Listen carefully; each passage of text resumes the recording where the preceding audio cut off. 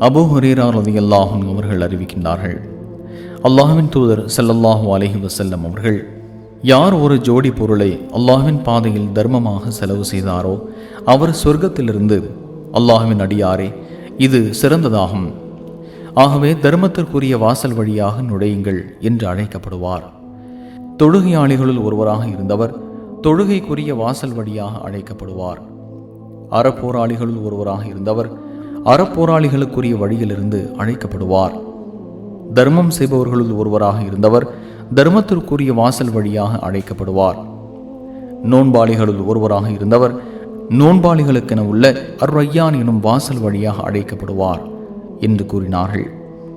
அப்போது அபூபக்கர் ரலியல்லாஹு அன்ஹு அவர்கள், அல்லாஹ்வின் தூதரே, இந்த வாசல்களிலிருந்து அழைக்கப்படுபவர் யாருக்கும் வேறு வாசல்கள் வழியாக செல்வது அவசியம் இராதுதானே?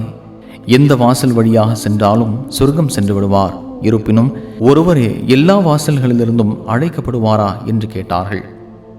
அதற்கு அல்லாஹ்வின் தூதர் ஸல்லல்லாஹு அலைஹி வஸல்லம் அவர்கள், ஆம், நீங்கள் அவர்களில் உள்ளவராக இருக்க வேண்டும் என்று நான் எதிர்பார்க்கின்றேன் என்று கூறினார்கள். சுனன் நசாயி 3084.